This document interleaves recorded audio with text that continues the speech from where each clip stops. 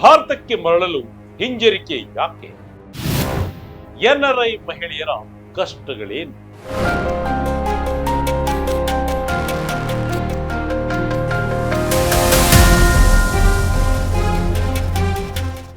ಒಬ್ಬಂಟಿಯಾಗಿದ್ರು ಆರಾಮಾಗಿ ಲೈಫ್ ನಡೆಸೋಕೆ ಯಾವ ದೇಶ ಬೆಸ್ಟ್? ಮಹಿಳೆಯರ ಪಾಲಿಗೆ ಭಾರತ ಹೇಗಿದೆ? ಎನ್ಆರ್ಐ ಮಹಿಳೆಯು ಭಾರತಕ್ಕೆ ಬಂದ್ರು ವಾಪಸ್ ಬೇರೆ ದೇಶಕ್ಕೆ ಹೋಗ್ತಿರೋದು ಯಾಕೆ? ಉದ್ಯೋಗ, ಗುರಿ, ಭವಿಷ್ಯದ ಬಗ್ಗೆ ಯೋಚನೆ ಮಾಡ್ತಾ ವಿದೇಶಕ್ಕೆ ಹೋದ ಮಹಿಳೆಯರಲ್ಲಿ ಬಹಳಷ್ಟು ಮಂದಿ ಒಂಟಿಯಾಗಿ ಉಳಿದವರು ಇದ್ದಾರೆ. ದೇಶ ಬಿಟ್ಟು ಹೊರದೇಶಕ್ಕೆ ಹೋದವರು ಮರಳಿ ತಮ್ಮ ಮಾತೃಭೂಮಿಗೆ ಬರಬೇಕು ಎನ್ನುವ ಆಸೆ ಪ್ರತಿಯೊಬ್ಬ ಭಾರತೀಯರಿಗೂ ಇದ್ದೇ ಇರುತ್ತೆ. ಅದರಲ್ಲೂ ಭಾವನಾತ್ಮಕ ಸಂಬಂಧಗಳು, ಕುಟುಂಬದ ಒಡನಾಟ ಮತ್ತು ಭಾರತದ ಬೆಳೆಯುತ್ತಿರುವ ಆರ್ಥಿಕತೆಯನ್ನ ಕಂಡಾಗ ಇನ್ಯಾಕೆ ವಿದೇಶದಲ್ಲಿರಬೇಕು, ಭಾರತಕ್ಕೆ ವಾಪಸ್ ಹೋಗೋಣ ಅನ್ನೋ ಯೋಚನೆ ಬರೋದು ಸಹಜ. ಆದರೆ ಅನಿವಾಸಿ ಭಾರತೀಯರು, ಮಹಿಳೆಯರಲ್ಲಿ ಹೆಚ್ಚಿನವರು ವಾಪಸ್ ಬರೋಕೆ ಹಿಂಜರಿತಾರೆ. ಇದಕ್ಕೆ ಕಾರಣ ಏನು? ಇದು ಕೇವಲ ಹಣದ ವಿಷಯವೇ ಅಥವಾ ಸೊಸೈಟಿಯ ಯಾವ ಕಾರಣಗಳು ಅವರನ್ನ ಕಾಡುತ್ತಿವೆ? ಈ ಎಲ್ಲದರ ಬಗ್ಗೆ ವಿವರ ಈ ವಿಡಿಯೋದಲ್ಲಿದೆ. ನೀವು ನೋಡ್ತಾ ಇದ್ದೀರಾ ವಿಜಯ ಕರ್ನಾಟಕ ಇಂಟರ್ನ್ಯಾಷನಲ್ ಯೂಟ್ಯೂಬ್ ಚಾನಲ್. ನಾನು ನಿಮ್ಮ ಶಂಕರ್ ನಾಗ್ ಹೆತ್ತು. ಭಾರತದಲ್ಲಿ ಜಾಸ್ತಿ ಆಯ್ತಾ ಏಜಿಸಂ? ವೃತ್ತಿ ಜೀವನದಲ್ಲೂ ಇಣುಕುತ್ತೆ ಪರ್ಸನಲ್ ಲೈಫ್.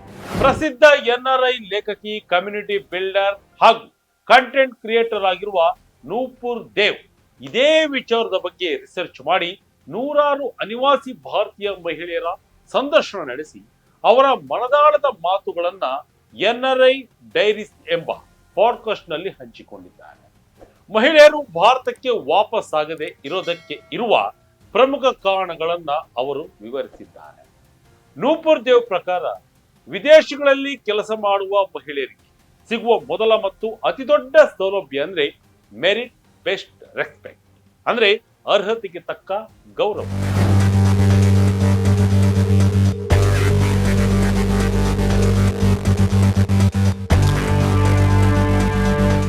ಅಮೆರಿಕದಂತಹ ದೇಶಗಳಲ್ಲಿ ನೀವು ಕೆಲಸ ಮಾಡುವಾಗ ನಿಮ್ಮ ವಯಸ್ಸು ಎಷ್ಟು, ನಿಮಗೆ ಮದುವೆ ಆಗಿದೆಯೋ ಇಲ್ಲವೋ ಎಂಬುದು ಯಾರಿಗೂ ಮುಖ್ಯವಾಗುವುದಿಲ್ಲ.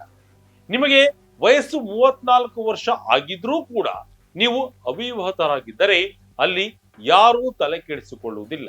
ಅಲ್ಲಿ ನಿಮ್ಮ ವೃತ್ತಿ ಜೀವನದ ಸಾಮರ್ಥ್ಯವನ್ನ ನಿಮ್ಮ ವಯಸ್ಸು ನಿರ್ಧಾರ ಮಾಡುವುದಿಲ್ಲ. ಪಾಶ್ಚಿಮಾತ್ಯ ದೇಶಗಳ ಕೆಲಸದ ಸ್ಥಳಗಳಲ್ಲಿ ಮಹಿಳೆಯರಿಗೆ ತಮ್ಮ ಅಭಿಪ್ರಾಯವನ್ನು ತಿಳಿಸೋಕೆ ಮುಕ್ತ ಅವಕಾಶವಿರುತ್ತದೆ. ಅವರ ಪರ್ಫಾರ್ಮೆನ್ಸ್ ಮೇಲೆ ಅವರಿಗೆ ಬೆಲೆ ಸಿಗುತ್ತದೆ ಹೊರತು ಅವರ ವೈಯಕ್ತಿಕ ಜೀವನದ ಮೇಲಲ್ಲ. ಆದ್ರೆ ಭಾರತಕ್ಕೆ ಬಂದಾಗ ಎಲ್ಲರಿಗೂ ಎಲ್ಲರ ಪರ್ಸನಲ್ ವಿಷಯಗಳು ಬೇಕಾಗುತ್ತೆ. ಪ್ರೊಫೆಷನಲ್ ಲೈಫ್ ನಲ್ಲೂ ಪರ್ಸನಲ್ ವಿಚಾರಗಳು ಇಣುಕೋಕೆ ಶುರುವಾಗುತ್ತೆ ಅನ್ನೋ ಭಯ ಮತ್ತು ಬೇಸರ ಎನ್ಆರ್ಐ ಮಹಿಳೆಯರಲ್ಲಿದೆ.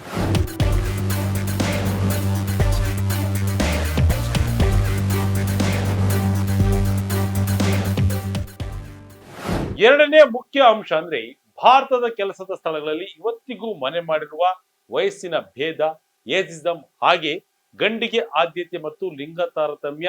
ನೂಪುರ್ ದೇವ್ ರಿಸರ್ಚ್ ಪ್ರಕಾರ ಭಾರತದಲ್ಲಿ ಲಿಂಗ ತಾರತಮ್ಯಕ್ಕಿಂತಲೂ ಹೆಚ್ಚಾಗಿ ವಯಸ್ಸಿನ ಆಧಾರದ ಮೇಲೆ ತಾರತಮ್ಯ ನಡೆಯುತ್ತದೆ.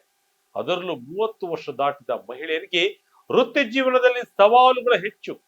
ಒಬ್ಬ ಮಹಿಳೆಯು ಪ್ರೊಫೆಷನಲ್ ಆಗಿ ಪಡೆದಿರುವ ಅರ್ಹತೆಗಿಂತಲೂ ಆಕೆಯ ವೈಯಕ್ತಿಕ ಸಂಬಂಧಗಳಿಗೆ ಹೆಚ್ಚು ಪ್ರಾಮುಖ್ಯತೆ ನೀಡಲಾಗುತ್ತದೆ. ವಿದೇಶದಿಂದ ಬರುವ ಅನುಭವಿ ವೃತ್ತಿಪರ ಮಹಿಳೆಯರಿಗೆ ಇದು ದೊಡ್ಡ ಸವಾಲು. ಅವರು ಅಂತಾರಾಷ್ಟ್ರೀಯ ಮಟ್ಟದಲ್ಲಿ ಎಷ್ಟೇ ದೊಡ್ಡ ಅನುಭವ ಹೊಂದಿದ್ದರೂ ಭಾರತದ ಕಚೇರಿಗಳಲ್ಲಿ ಅವರಿಗೆ ಸಿಗಬೇಕಾದ ಅಧಿಕಾರ ಅಥವಾ ಗೌರವ ಸಿಗೋದು ಕಷ್ಟವಾಗುತ್ತದೆ. ನೀವು ಎಷ್ಟೇ ಅನುಭವ ಹೊಂದಿದ್ದರೂ ನಿಮ್ಮನ್ನ ನೋಡುವ ದೃಷ್ಟಿಕೋನ ಬದಲಾಗುವುದಿಲ್ಲ. ಮಹಿಳೆಯ ಮಾತನ್ನ ಗಂಭೀರವಾಗಿ ತೆಗೆದುಕೊಳ್ಳದೆ ಇರೋದು, ವುಮೆನ್ ಸ್ಟಾಪ್ ಅನ್ನ ಕಡೆಗಣಿಸಿ ಮೇಲ್ ಸ್ಟಾಪ್ಗೆ ಜವಾಬ್ದಾರಿ ಕೊಡುವುದು, ಅವರ ಕೆಲಸಗಳ ಬಗ್ಗೆ ಲೈಟ್ ಆಗಿ ಮಾತನಾಡೋದು ನಡೆದೇ ಇರುತ್ತೆ. ಮಹಿಳೆ ಒಂಟಿಯಾಗಿದ್ರೆ 16 ಪ್ರಶ್ನೆ. ವಿದೇಶದಲ್ಲಿ ಎಲ್ಲವೂ ಏಕಾಂಗಿ ಹೋರಾಟ. ಇನ್ನು ಆಫೀಸ್ ಕಲ್ಚರ್ ಬಗ್ಗೆ ಮಾತನಾಡುವುದಾದ್ರೆ ಭಾರತಕ್ಕೆ ಮರಳಿದ ಅನೇಕ ಮಹಿಳೆಯರು ಒಂದು ವಿಚಿತ್ರ ಅನುಭವವನ್ನ ಹಂಚಿಕೊಂಡಿದ್ದಾರೆ. ಅದು ಎನ್ಆರ್ಐ ಮಹಿಳೆಯನ್ನ ಸೂಕ್ಷ್ಮವಾಗಿ ಆಚೆ ಇಡೋದು. ಕಚೇರಿಗಳಲ್ಲಿ ನಡೆಯುವ ಅನ್ಅಫಿಷಿಯಲ್ ಮಾತುಕತೆಗಳು, ಲಂಚ್ ಬ್ರೇಕ್ಗಳಲ್ಲಿ ಇವರನ್ನ ಜೊತೆಗೆ ಬರುವಂತೆ ಕರೆಯೋದೇ ಇಲ್ಲ. ಒಂದು ರೀತಿಯಲ್ಲಿ ಡಿಸ್ಟೆನ್ಸ್ ಮೇಂಟೈನ್ ಮಾಡ್ತಾರೆ. ಹಾಗೆ ಪುರುಷರು ಜಾಸ್ತಿ ಇರೋ ಗುಂಪುಗಳಲ್ಲಿ ಮಹಿಳೆಯರನ್ನ ಕಡೆಗಣಿಸೋದು ಕೂಡ ಒಂದು ದೊಡ್ಡ ಸಮಸ್ಯೆ. ಜನರು ನಿಮ್ಮ ಮೇಲೆ ದ್ವೇಷ ಸಾಧಿಸುವುದಿಲ್ಲ, ಬದಲಾಗಿ ಅವರು ನಿಮ್ಮನ್ನ ಗುಂಪಿಗೆ ಸೇರಿಸಿಕೊಳ್ಳುವುದೇ ಇಲ್ಲ ಅನ್ನೋದು ಬಹಳಷ್ಟು ಜನರ ಅನುಭವವಾಗಿದೆ.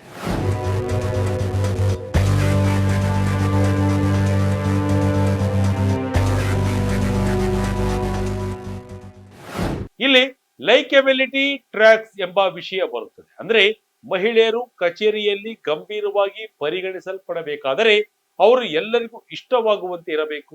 ಒಂದು ವೇಳೆ ಮಹಿಳೆಯು ತನ್ನ ಕೆಲಸದ ಬಗ್ಗೆ ಕಟ್ಟುನಿಟ್ಟಾದ ಗಡಿಗಳನ್ನು ಹಾಕಿಕೊಂಡರೆ ಆಕೆಯನ್ನ ಕಠಿಣ ವ್ಯಕ್ತಿ ಅಥವಾ ಅಹಂಕಾರಿ ಅಂತೆಲ್ಲ ಬಣ್ಣಿಸಲಾಗಿದೆ. ಇಂತಹ ವಿಚಾರಗಳಲ್ಲಿನ ಮಾನಸಿಕ ಒತ್ತಡ ವಿದೇಶಗಳಲ್ಲಿ ಕಡಿಮೆ ಇರುತ್ತದೆ. ಕೆಲಸದ ಹೊರತಾಗಿ ಇರುವ ದೊಡ್ಡ ಸಮಸ್ಯೆ ಅಂದ್ರೆ ಸೋಷಿಯಲ್ ಪ್ರೆಸರ್. ಭಾರತದಲ್ಲಿ ಒಬ್ಬ ಮಹಿಳೆ ಇನ್ನು ಮದುವೆ ಆಗದೆ ಉಳಿದಿದ್ದಾರೆ ಅಂದ್ರೆ ಅವರನ್ನ ನೆಮ್ಮದಿ ಇರೋಕೆ ಬಿಡೋದೇ ಇಲ್ಲ. ಸಂಬಂಧಿಕರು, ಸಹೋದ್ಯೋಗಿಗಳು, ಅಕ್ಕಪಕ್ಕದವರು, ಅಪರಿಚಿತರು ಕೂಡ ಮದುವೆ ಯಾವಾಗ, ಮಕ್ಕಳು ಯಾವಾಗ, ಗಂಡ ಜೊತೆಗಿಲ್ವಾ, ಗಂಡ ಹೆಂಡತಿ ಜಗಳ ಆಗಿದೆಯಾ ಅನ್ನೋ ಪ್ರಶ್ನೆಗಳಿಂದ ಕಿರಿಕಿರಿ ಉಂಟು ಮಾಡ್ತಾರೆ.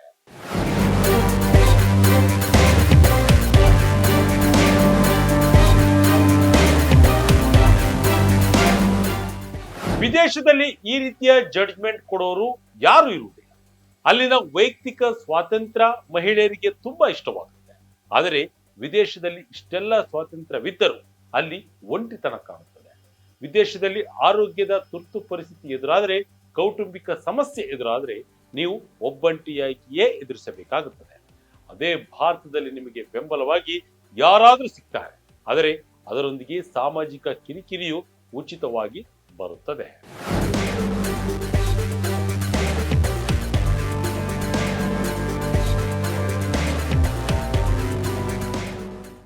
ಇನ್ನು ಸುರಕ್ಷತೆಯ ವಿಷಯಕ್ಕೆ ಬಂದರೆ, ಭಾರತದಲ್ಲಿ ಮಹಿಳೆಯರು ಸದಾ ಜಾಗರೂಕರಾಗಿರಬೇಕಾದ ಅನಿವಾರ್ಯತೆ ಇದೆ. ಯಾವ ಬಟ್ಟೆ ಧರಿಸಬೇಕು, ಯಾವ ಸಮಯದಲ್ಲಿ ಹೊರಗೆ ಹೋಗಬೇಕು, ಯಾವ ಏರಿಯಾದಲ್ಲಿ ಮನೆ ಮಾಡಬೇಕು ಅನ್ನೋದರ ಬಗ್ಗೆ ಸದಾ ಯೋಚಿಸಬೇಕಾಗುತ್ತದೆ. ವಿದೇಶದಲ್ಲಿ ರಾತ್ರಿ 10 ಗಂಟೆಗೆ ನಿರ್ಭಯವಾಗಿ ಓಡಾಡುವ ಮಹಿಳೆ ಭಾರತಕ್ಕೆ ಬಂದಾಗ ತನ್ನ ಜೀವನ ಶೈಲಿಯನ್ನ ಸಂಪೂರ್ಣವಾಗಿ ಬದಲಿಸಿಕೊಳ್ಳಬೇಕಾಗುತ್ತದೆ. ವಿದೇಶದಲ್ಲಿ ಒಂಟಿತನವಿದೆ, ಆದರೆ ಸ್ವಾತಂತ್ರ್ಯವಿದೆ. ಭಾರತದಲ್ಲಿ ಪ್ರೀತಿಯ ಪಾತ್ರರಿದ್ದಾರೆ, ಆದರೆ ಸಾಮಾಜಿಕ ಒತ್ತಡವಿದೆ. ಈ ವಿಷಯದ ಬಗ್ಗೆ ನಿಮ್ಮ ಅಭಿಪ್ರಾಯವೇನು? ಕಮೆಂಟ್ ಮಾಡಿ ನಮಗೆ ತಿಳಿಸಿ.